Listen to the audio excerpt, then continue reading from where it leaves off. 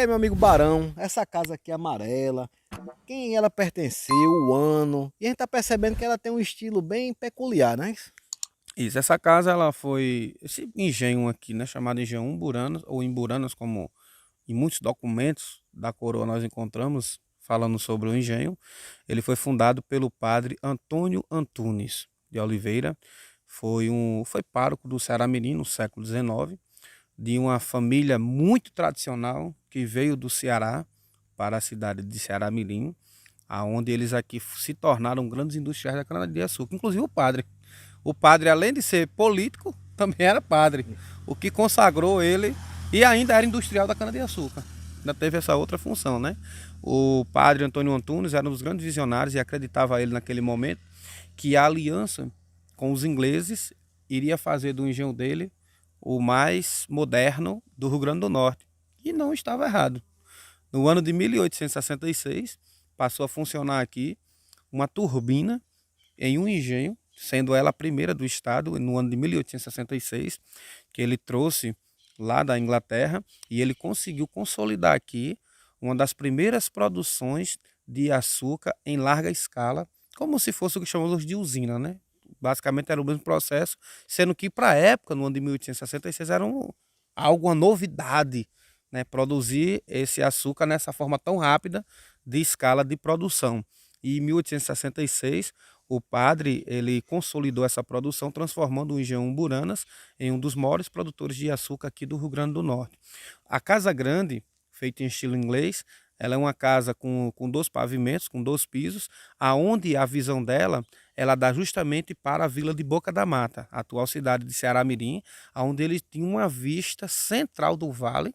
Daqui do alto nós podemos contemplar os engenhos, que tinha em toda a região até a chegada de Extremóis e Natal, e para o outro lado ele conseguiria ver quem viesse da Baixa Verde e Itaipu. Então ele estava num lugar alto e de controle de visão central de toda a sua região.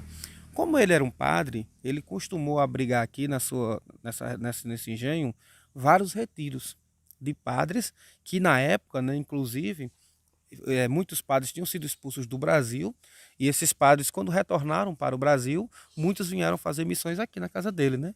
E essas missões aconteceram até o iniciozinho dos anos 2000, que a última aconteceu, me falei, no ano 2004, onde esses padres vinham para cá, faziam obras de caridade, missas e tudo mais, mesmo ela ainda pertencendo ao ex-governador Geraldo Melo.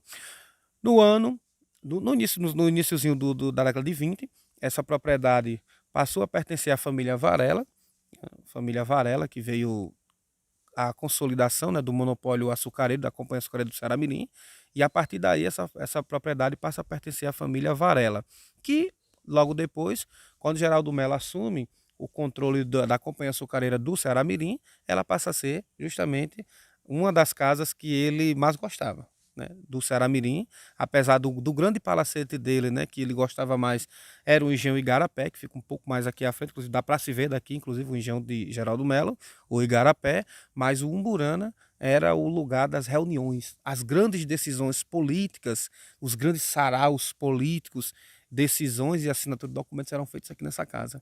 Então é uma casa que ela não liga somente a figura do açúcar, do poderio canavieiro, mas ela liga a política da aristocracia no mais pleno sentido de tomada de decisões, quando Geraldo Melo foi governador, quando Geraldo foi senador, foi vice-presidente do Senado, e essa casa, ela representa isso, né? Inclusive na cor que ele mais gostava, que era o amarelo, né? Que era a cor do partido dele na época, e a casa até hoje não mudou de cor, né? Fazendo alusividade, né? A cor de Geraldo Melo, a cor que fez de Geraldo, apesar de não ser filho de Ceará Mirim, que muita gente não sabe disso.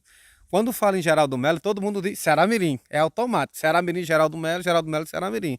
Mas na realidade, Geraldo Melo ele é filho natural da cidade de Campo Grande, né, que fica ali no oeste do Rio Grande do Norte, mas sua esposa, Dona Edinólia Melo, foi prefeita de nossa cidade durante 2 mandatos. Foi uma mulher que trabalhou muito no social junto com, com a irmã de Geraldo, né, Terezinha Mello, e é justamente Edinólia, quando vinha fazer, né, suas obras de caridade e tudo mais, usava também essa casa, né, para fazer isso, né, os encontros com pessoas, né, da comunidade, e essa casa ela representa o todo, não só a política e a aristocracia, mas também ela representa né? Aquela questão do bem fazer, do bem comum e nada mais do que a tradição do Ceará Mirim, o Engenho Umburanas. Interessante que nós falamos aqui dela no passado e a relação que ela teve agora com os dias atuais, né? Tendo em vista que Geraldo Melo chegou a falecer há poucos anos, né? E foi uma grande liderança aqui do Rio Grande do Norte. Então, vamos mais para alguma outra engenho? Vamos seguir que temos mais engenhos aí na região. Então vamos embora.